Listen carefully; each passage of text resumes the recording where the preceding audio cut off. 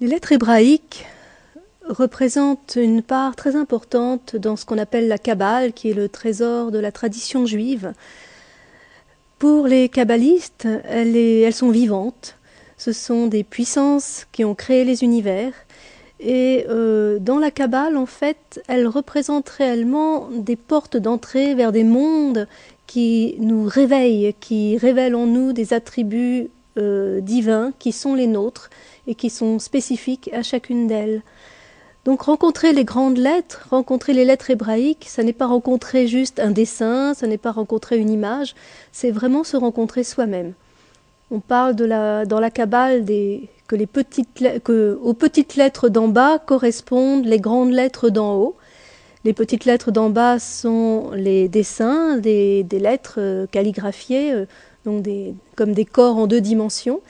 Et les grandes lettres d'en haut sont les intelligences de lumière qui correspondent à ces corps, à ces dessins, et qui sont, elles, au-delà de l'image, au-delà du son, au-delà de la couleur, au-delà de ce que nos sens peuvent percevoir.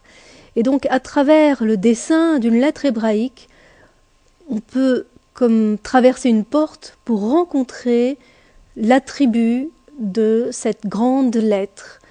Il est extrêmement difficile d'en parler parce qu'il faudrait trouver d'autres mots. Il s'agit vraiment d'un langage que seul le cœur peut comprendre, parce que très souvent les livres sur la Kabbale, sur les lettres hébraïques, sont, à mon avis, assez intellectuels. Ça réveille plus une connaissance intellectuelle, alors que seul le cœur, je pense, peut vraiment les rencontrer, peut vraiment les comprendre, prendre avec, peut vraiment les intégrer. En fait, pour ma part, quand j'ai rencontré les lettres, j'ai été complètement bouleversée parce que j'ai rencontré des intelligences d'amour. J'ai rencontré une puissance de majesté qui venait me saisir, m'envelopper complètement et me dire avec beaucoup d'amour « Souviens-toi de qui tu es ». Et il y a eu cet enseignement qui est venu simplement en rentrant en contact avec la lettre. Elles viennent réveiller en nous cette connaissance qui est donc déjà là et qui est au plus profond du cœur.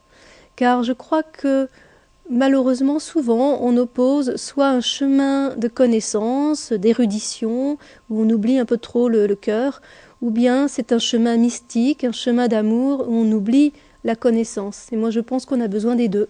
Et que c'est vraiment l'union des deux qui peut nous permettre de retrouver notre royauté intérieure et la conscience de qui nous sommes vraiment. Et les lettres hébraïques nous offrent un chemin. Quand on les rencontre les unes après les autres, il y en a 22, et dans mon propre parcours, c'est la dernière lettre, la lettre Tav, qui est venue en premier, qui est l'étoile de vérité, donc qui vient vraiment nous ramener à la vérité de qui nous sommes, nous proposer de nous engager à être vrais, à ne pas faire de compromis à ce que nous sommes vraiment, et ce n'est pas toujours si simple.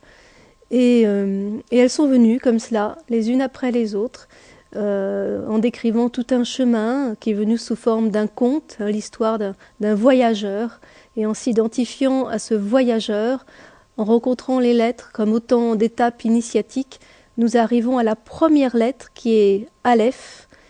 Et Aleph, c'est vraiment la dimension de notre couronne, la dimension de notre royauté intérieure. Et comment partager ça avec des mots? Il s'agit vraiment de le vivre jusque dans les cellules de son corps, parce que le corps, lui, très souvent, est un peu laissé pour compte dans la plupart des chemins dits spirituels. On peut même faire du yoga pendant des années sans vraiment rentrer en contact avec l'intelligence des cellules.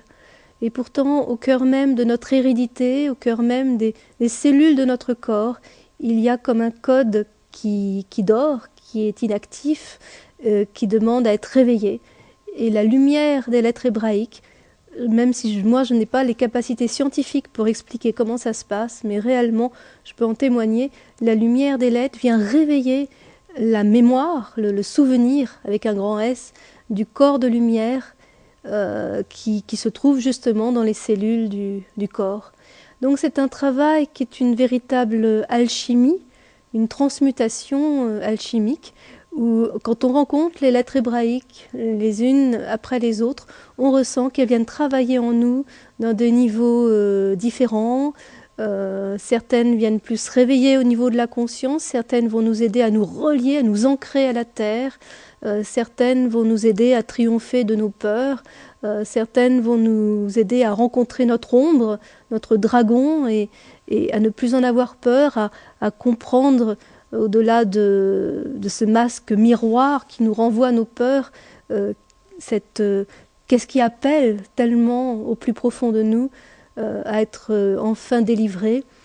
Et quand rien n'a été oublié, quand tous les plans ont été touchés, lettre après lettre, dans toutes ces facettes, dans toute cette alchimie, eh bien, nous pouvons nous rencontrer nous-mêmes.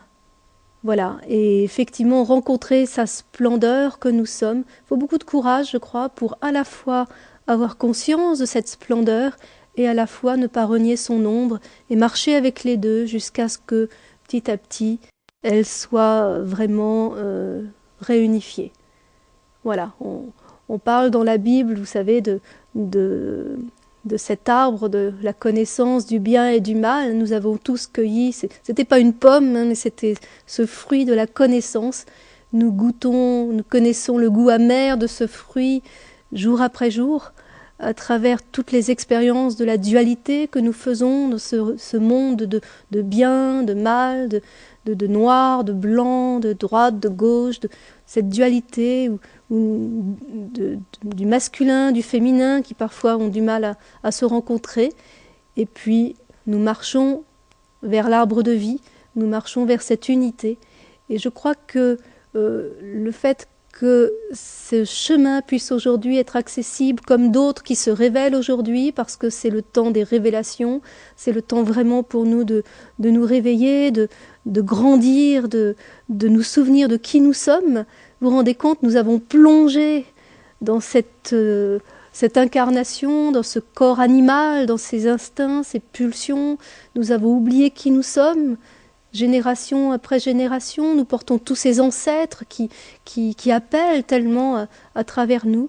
Et aujourd'hui, nous pouvons vraiment réaliser cette alchimie, retrouver cette pierre philosophale, hein, c'est-à-dire cet aboutissement du grand œuvre, et par ce chemin qui est un chemin aussi christique. Je ne dis pas ça dans un contexte religieux, parce que Christ, c'est le mot grec qui correspond en hébreu au Mashiach, c'est-à-dire le Messie. Et le Messie, c'est nous. Le Messie, c'est la réalité d'Adam et Ève, fait à l'image et à la ressemblance de Dieu. C'est une dimension du bien-aimé qui nous donne rendez-vous au cœur de notre être. En Aleph, qui est la première des lettres, c'est accessible pour chacun de nous. Et réellement, ça vaut le coup.